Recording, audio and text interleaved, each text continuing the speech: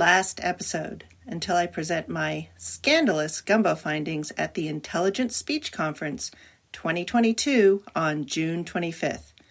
But it's not just me. Take a quick listen. Intelligent Speech is happening online on Saturday, June 25th, 10 a.m. to 6 p.m. Eastern Time, and consists of 4 simultaneous rooms presenting engaging talks, roundtable discussions, and rousing Q&As.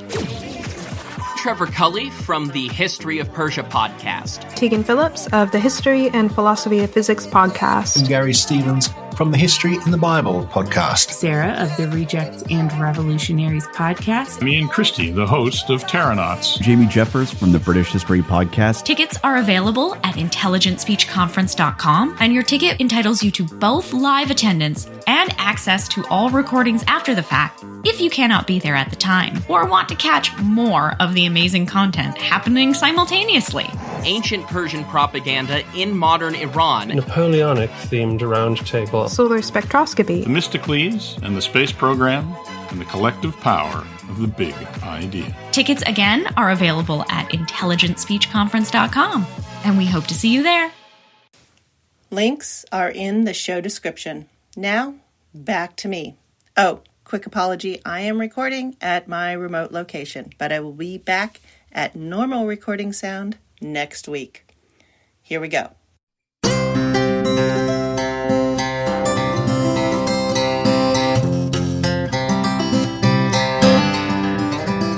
Episode 50, 18th Century Colonial Mercantilism, now with more pirates. Hello, and welcome to the History of American Food. This week I'll be looking less at a particular food and more at the shipping situation and food markets of the 18th century. The players were many, the rules were badly enforced, and the pirates were in the middle of everything. For basics of mercantilism, go back to episode 11. Otherwise, pull up to your place at the table and let's dig in. The first thing you need to know is that the last of the General Navigation Acts was put into place in 1696.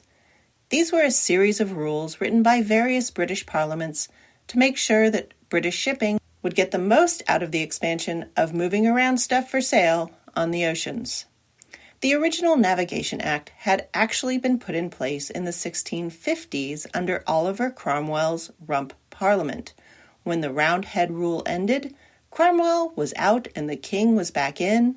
The English merchants had become pretty enamored with the idea of writing a stranglehold on the transport of all goods in, out, and around the ever-growing British Dominion into law, regardless of whomever was running the show at Westminster. The monopoly idea went well with the dreams of extracting ever more gold from the colonies. The Navigation Acts would first be adjusted and renewed in 1660 under the return of Charles II, and were tied in with the Royal African Company's establishment in the trade of West African captives to Barbados, Jamaica, and South Carolina, and then the Greater Caribbean. Further additions and specifications would be added in 1663, 1670, and 1673 to tighten regulations on newly important commodities like North American-grown tobacco, Caribbean-grown cotton, and to increase their access to the products of the rapidly expanding whale fisheries. I know, not a fish, but that's the technical term. The last General Act, the Navigation Act of 1696, had the long title, An Act for Preventing Frauds and Regulating Abuses in the Plantation Trade. It was put into place to attempt to deal with all the workarounds people were resorting to skirt the longer and longer list of rules that were each designed to skim profit from colonial trade and send it to the Treasury in London. One particular burning example was the trick of transporting goods from one plantation on a river to the next one downriver, and then counting that as transporting it from one English port to another, thus making the English-made good available as an export through a foreign broker or in a foreign bottom to places like Florida or Curaçao or Spain. The language of the original act had not accounted for two colonial points of departure being so close to each other. Clearly, the second English port in question was to be London, or similar. None of this one town over nonsense, but that was not how the original act was written, so it was time for an update. London decided that the daily great abuses committed by the artifice and cunning of ill-disposed persons, unquote, were simply taking too much out of the planned-for riches of colony holding. I mean, if the entire purpose of having the colonies is to send as much profit from home as possible, and then secondarily deal with a land shortage, they did have a point. So the Navigation Act of 1696 proclaimed no goods or merchandise could be imported, exported, or carried between English possessions in Africa, Asia, and America, or shipped to England, Wales, or Berwick-upon-Tweed, except in, quote, what is or shall be of the built of England, or of the built of Ireland, or the said colonies or plantations, and wholly owned by the people thereof, unquote. There now could be no foreigners as shipowners, not even in part. A ship's master must be English, and the composition of the crew usually had to be 3/4 English as well. Though subjects living in the colonies or plantations as they were enumerated in the 17th century were often acceptable. And in the English ports, ships could only do business with merchants and factors of English citizenship, no foreign agents, and no direct foreign sales. The result meant monopoly pricing as well as artificial shortages and gluts of items. Further, as an alarming change of norms, all commercial ships had to be registered with the government. Bonds had to be posted for guarantees of good behavior, so no smuggling and stuff. And if you or your crew were found to have taken part in prescribed behavior, the bond, the ship, and its cargo might be taken by the Admiralty, and the crew might be imprisoned or impressed. That is, you're in the Navy now, underfed and all but unpaid. Bad for the crew, sure, but a ship's master had lost a crew that, since it had made it back to port, must contain many good and faithful men. And it got worse. It wasn't just the shipmasters who had to post bonds of good behavior. It was now required of the governors of plantations, that is, colonial governors, and the high officers of the courts, and the customs house, as well as an oath on each and every clause of the act, that they be, quote, punctually and bona fide observed according to the true intent and meaning, unquote. And impressment wasn't an idle threat at this point. The English were just a bit busy. Early in the 18th century, they had gotten over all the Anglo-Dutch War's bad blood from the last century and went into partnership with the Dutch on the high seas. One of their favorite things was capturing the Spanish treasure ships. The capture and looting of these ships by the Navy and local pirates was such a going concern that in the first part of the 18th century, approximately half of the hard money in the colonies was silver Spanish reales. However, as the Spanish gave up on being everybody's boat geese that coughed up silver bars, it was time for the War of the Austrian Succession in the 1740s. Now, Britain was fighting against the Spanish and the French, but this time without the Dutch. They had gone back to relationship status is frenemies.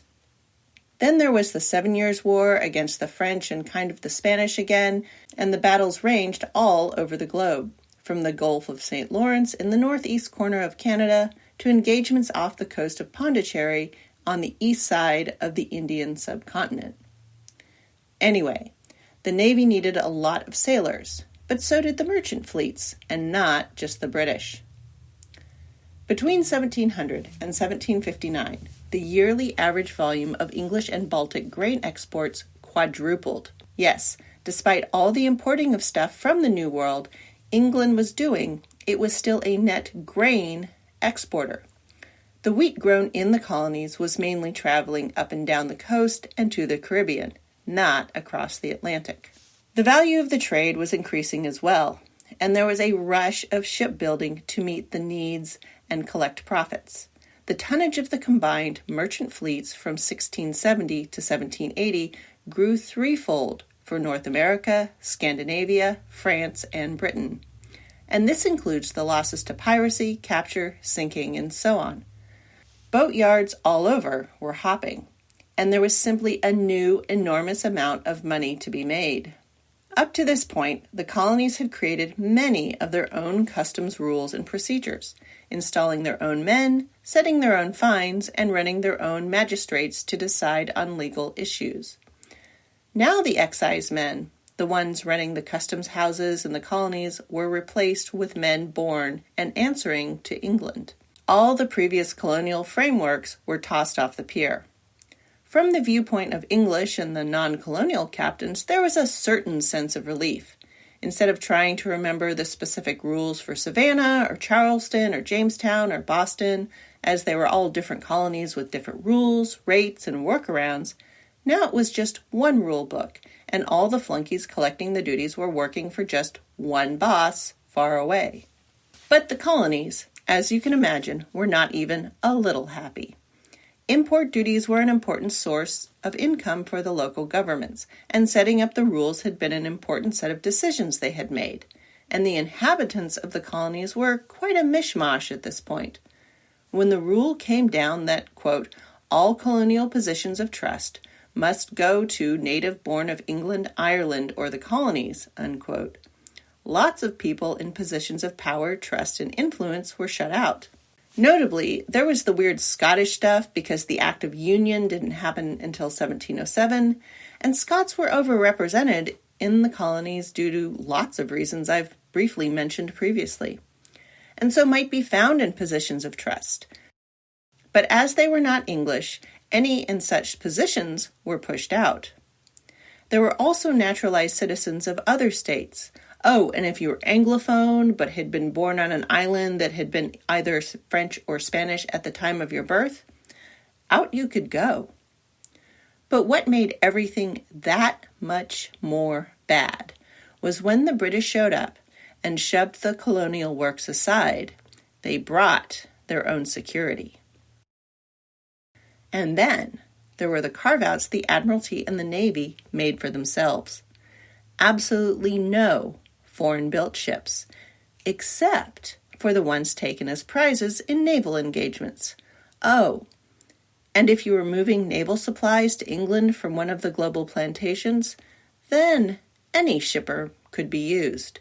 So while traders on the shore were stuck working the monopoly shipping rates, the Navy got to go with the price they liked best, even possibly passing over English shipping. Then there was another twist. While it used to be that ships would be boarded, warehouses entered and inventoried, cargoes offloaded for inspection, and even seized for this purpose, that only used to happen back in England.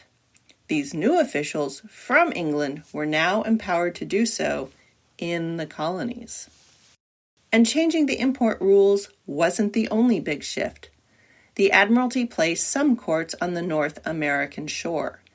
That meant crimes of piracy could now be tried and prosecuted New World side. Up until now, the colonies were only able to deal with small infractions, items to be dealt with by magistrates. Issues like who fouled or cut whose anchor cable, or you actually had 12 barrels of rum but your manifest listed 10. Cough up the extra duties. Or how much duty is owed on sugar that has been fouled by salt water? Or who has to pay for the enslaved Barbadians that died in transit? That sort of thing. But piracy was its own thing, a capital crime and deadly serious. Up until 1696, crimes of piracy could only be tried in London, which therefore required anyone captured for said crime to be held in custody until they could be transported back to stand trial. This arrangement allowed for the wild and flagrant enriching of the colonial governors and other officials. In an age when a common laborer might make around 30 pounds a year, pirates and their sponsors might be making 1 or 2 voyages a year that each cleared over 10,000 pounds. I mean, the crew of any ship had a 1 in 2 or 1 in 3 chance of death or capture, but a safe life of miserable poverty was the only option for many of these men. So, shrug emoji, I guess? There were plenty of takers. As the song lyric goes, a short life, but a happy one. Even after paying the crew shares, the sweeteners to the customs house, when a pirate was caught, a 500 or 1,000-pound bribe would still be within a successful pirate's ability. So many a pirate captain or crew either escaped or was let go on account of lack of evidence, if you know what I mean. Okay, so the bribery. It was what it was, but not what London was actually most concerned about. Westminster and London society definitely worked on the patronage system, much like Rome, where land and money and favors and the mutual overlooking of crimes was just the way of the world. The real concern was the building of industry and the establishment of an independent economy. In the 17th century, there had been a few cash crops: tobacco, sugar, saltfish, and timber. Everything else grown or made on colonial shores was at subsistence level. Anything of refinement, sophistication, or even comfort was purchased in and shipped back from England. Throughout the 17th century, no finishing of complex products like iron and sugar and cloth was allowed in the colonies. The import of machinery to do so was prohibited. See my 18th century episodes on iron and sugar for specifics. There was not yet the profit needed to invest in large mills for flour or timber, so much of that was all done by hand. But the main cash crop of colonial America was tobacco, and it is a greedy crop. It wears out the soil, sucks it dry of the specific nutrients it needs. So the soil must be enriched, too expensive, or sold and left behind, much more common.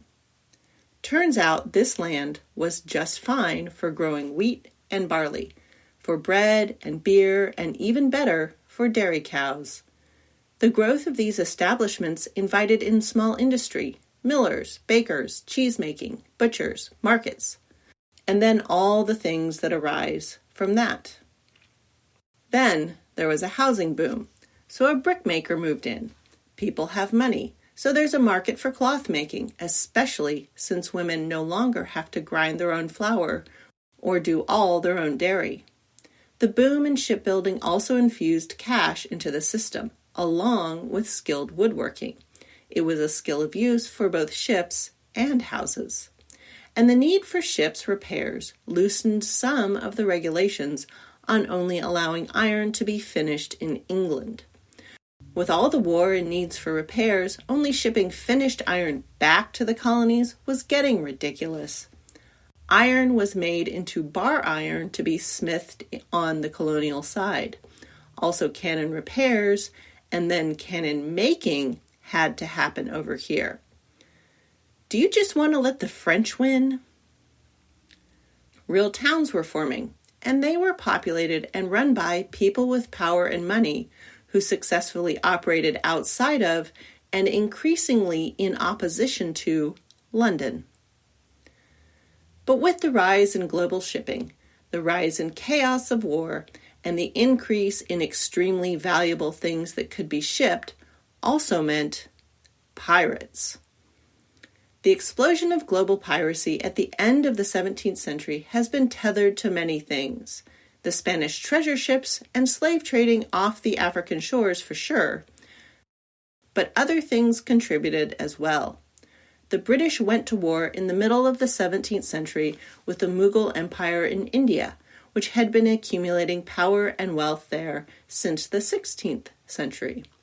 The chaos caused by the British incursion caused large amounts of gold, silk, and precious stones to flood the market and make piracy too tempting for many a sailor. Colonial America, especially in New York, sought workarounds to the uncertain and to them unfair slave markets of Barbados. They felt they were only getting sickly seconds or the hard cases that had been sold on. So a market in Malagasy captives from Madagascar developed. While we hear much about the triangle trade from West Africa to the Caribbean to Europe, there was a second loop funded out of New York that brought plain goods like salt beef and salt fish, wheat and corn, iron and pottery to Madeira. There it was traded for wine and brandies of the island, which in turn sailed to Madagascar, where they could be traded for the gold and silks and calicos from India, spices from the Moluccas, and Malagasy captives, all to be sold back in New York. A New York merchant, Frederick Phillips, even sponsored the setup of a fortified pirate base on Madagascar in the 1690s to increase the security of his ventures. And there were no shortage of pirates. For example, Scots who had been repeatedly persecuted as part of their inclusion in Great Britain were all for preying on English shipping. And the 1707 Act of Union only made them have to conform to the go to London and only deal with the English rules. As you might guess, they had no time for that. With low pay and a short life expectancy anyway, many a laborer at the end of an indenture contract, or even in the middle of one, might be inspired to take a chance on life at sea. And more than one enslaved West African or Malagasy knew his way around a ship. They were also to be found in pirate crews. For England was reaching out its tentacles, grabbing for control over sugar, coffee, tea, tobacco, cotton, indigo, fustic, ginger, cocoa, and then on and on. It was more than just the colonists who were unhappy. More and more of the world was interested in trading outside of the lines and on the other side of the counter. And there were plenty of goods that England didn't control, but they wanted to control the imports of into the English dominions. One of the most important was citrus, lemons and oranges, and all the varieties of citron that burst from them. But the Dutch had the upper hand here, having done much to establish trade in lemons and citron in the Caribbean from the island of Curaçao. More on this next week. But for now, the important bit is that European fine things could be got in Curaçao instead of through the English trade, along with the lemons. Look, there's just a lot of lemons in 18th century cookbooks. They were a big deal. While New York was a Madagascar town, Philadelphia was home to the pirates who traded with Curaçao and the Dutch, which put New Jersey in a very interesting spot as well.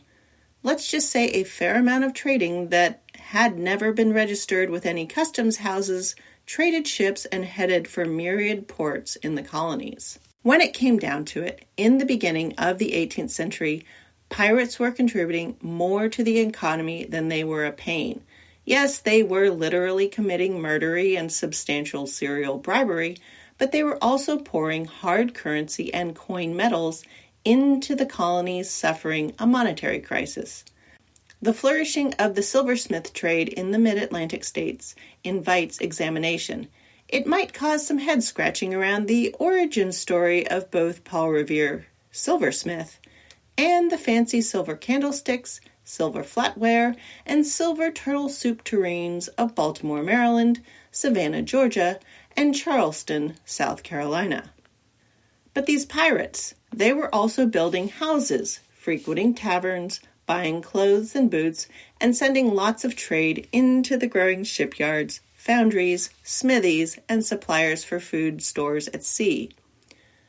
Bribes were accepted by the governing class in part because in the early part of the 18th century, they were helping literally create an economy in the colonies. And in the end, that is what really made England mad. Sure, the murder and terror and higher insurance rates were a pain, but the real danger is that they were encouraging an entirely separate economy in the New World, away from the hub of that 17th century wheel. The client-state relationship with raw materials and labor over there and profits sent over here was badly disrupted by the growth of an independent economy 8 weeks or more away. The English would try to continue to nail down the colonists to their obligations to the crown, but they frankly did it in the most ham-handed way possible. They continued to cut the colonials out of any governance. Owning property on the home island was a requirement for participation, so even someone who had vast fortunes abroad but only a cottage or townhouse in London was looked down upon. They were given little or no influence or entree. And the smallholder, the up-and-coming small businessman, so to speak, never expected to wield substantial power in the halls of Westminster, but it would be nice if there were more communication than a tax bill from the snooty official backed by redcoats who shows up to collect. Setting up the plantations of the New World in such a way that money and power were supposed to each flow one way was an error if England ever thought they could keep their empire in North America. The way the exploitative tobacco market created a whole class of prosperous dairy and grain farmers who created local industry was one misstep in maintaining the mercantile hold on the situation. And so was allowing cannon to be built, cloth to be made, and shipyards to be set up. But these concessions were seen as necessary because war. And we can't be losing to the French or even worse, those Spanish, can we? The worst part, though, is it seems that London leaned into the brutality. Instead of, hey, maybe let's make things more integrated, give the countries we invaded incentives to become more entangled, instead they seem to have gone the other way. The countries England claimed for the Dominion from this point forward would be done more brutally. The supremacy of the British way became the center of purpose, and each sortie was done with even more military organization. So more Jamestown, less Plymouth. It is interesting to see the last remnants of the British Dominion unwinding before our eyes today. The doctrine of mercantilism, that is, keeping my stuff in my hoop and not sending any money to yours, is getting a hard challenge in the 18th century. But don't worry. By the end of the century, everyone will go back to their corners and think about what they have done, and give mercantilism a little more time before we go full capitalism. Next week, it's time to get back to the food. Enough of vinegar for sour stuff. Let's get into some fruits. I'll be looking at the trade in some of the fine and fancy foods of the Caribbean, lemons, oranges, and pineapples, and how they started to change American food. This will include a discussion on scurvy and why the British Navy kept failing to treat it, even though they pretty much knew how. Thanks for listening. I need to thank Dr. Jamie Goodall, particularly for her books on North American pirates. This episode would not have been possible without her books. Show notes for this episode will be at thehistoryofamericanfood.blogspot.com. Any email, questions, or quibbles will reach me at thehistoryofamericanfood@gmail.com. A few words to review this podcast really do make a difference and help me make sure I'm headed in an interesting direction. Along with promised pictures and links, I'll also include any interesting media I consumed for the episode. Music for this podcast is Finger Olympics by Dr. Turtle. The link to the show notes is also in the show's Twitter and Instagram bios @THOA Food and in the show description.